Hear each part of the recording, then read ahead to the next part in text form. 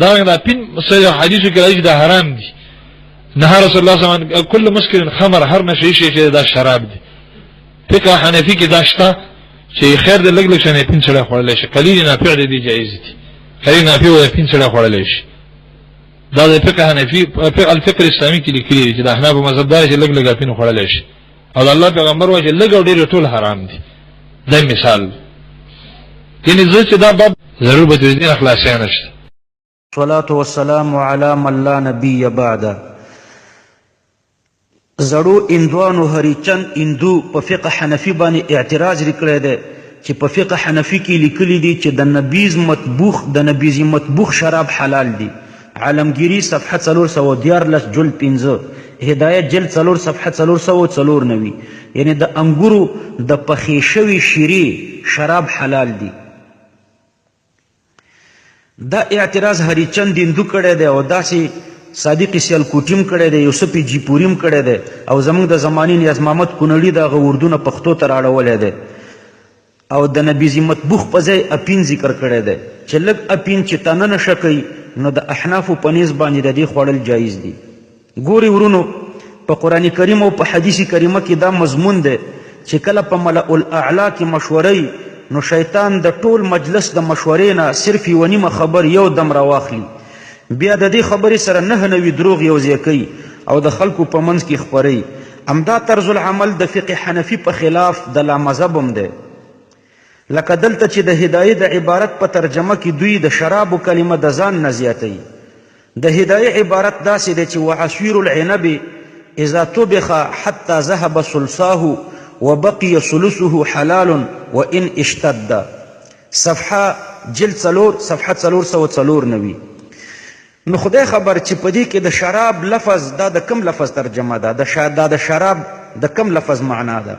زه تاسو ته اصل مسئله ذکر کوم، دا غینه وروسته به تاسو ته د دې لامذهب خناس منافقت ښکاره شي. په هدایه کې مسله داسې ده چې اشربه په 4 قسمه دي. خمر وهو الني من ماء العنب اذا اشتد وغلا وقذف بالزبد، وعند الصاحبين هو الني من ماء العنب اذا اشتد وغلا فقط وهو المفتى به. یو خمر دی. دویم علما پی پویږي د خمر تعریف دا دی چې الني من ماء العنب اذا اشتد وغلا وقذف بالزبد. دویم طلا ده. طلا عصير العنب اذا طبخ حتى ذهب اقل من ثلثيه. د انګورو شیره ده چې کله په اور پخه شي او د 2 ثلثو نه کمه وسوځي، یعنی 3 کیلو وي 2 کیلو پکې ونه سوځي. او دریم نقیع التمر او څلورم نقیع الزبیب. د دې دواړو تعریف علما داسې کوي هما عصير الرطب او الزبيب اذا اشتد وغلا وقذف بالزبد وعندهما لا يشترط قذف الزبد وهو المفتى به. دا 4 وړه شربتونه، یو خمر شراب دی، دویم طلا ده، دریم نقیع التمر ده، څلورم نقیع الزبیب ده. دا 4 وړه شربتونه په حرمت کې شریک دي. دا 4 وړه حرام دي.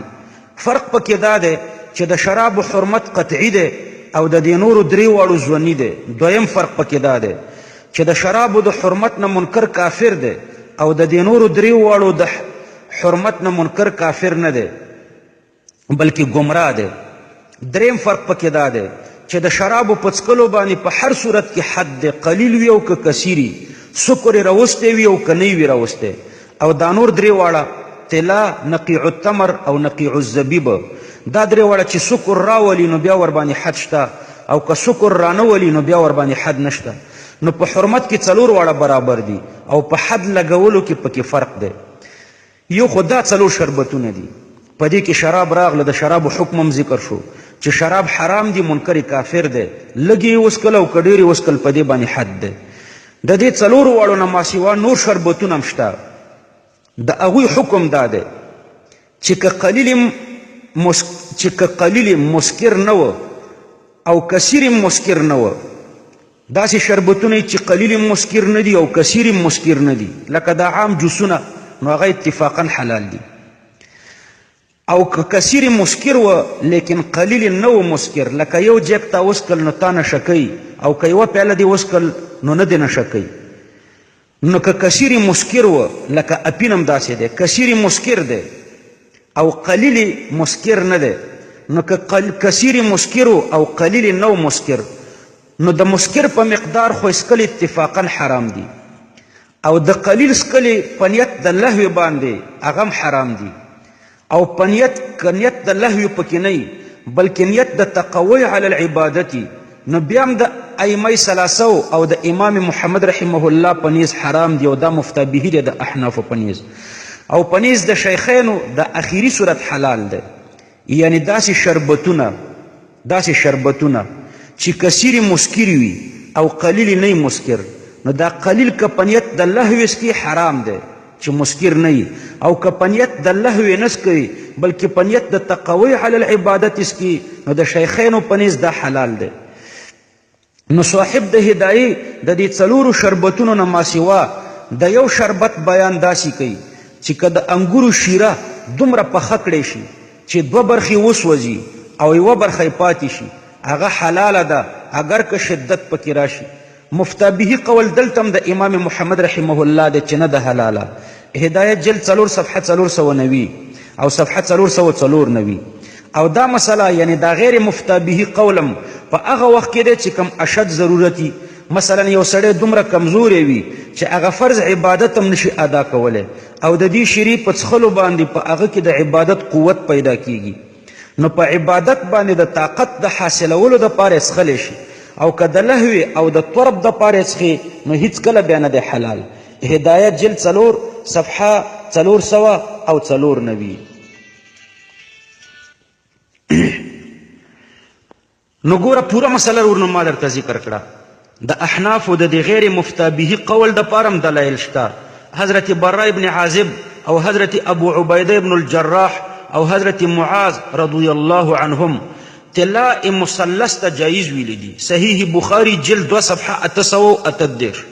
حضرت براء ابن عازب او حضرت ابو جحیفه به د انګورو شیره د نیمایي برخې د سوځېدو نه وروسته هم څکله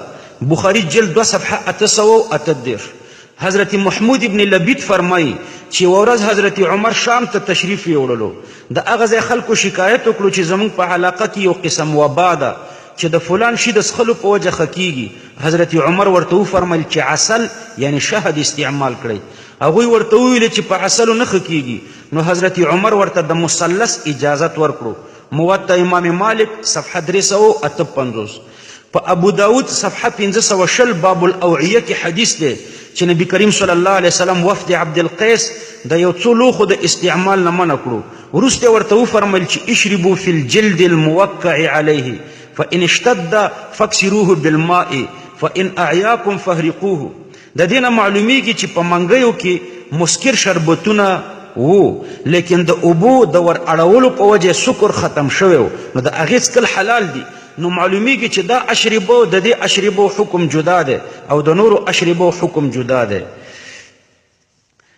نو هدایې په دې اشربو کې مسله ذکر کړې ده اپین په هغې باندې ور قیاسیږي ګورې ورونو خلاصه دا شوه چې شربتونه په 4 قسمه دي خمر دا خو حرام دي لږ وي که ډېر وي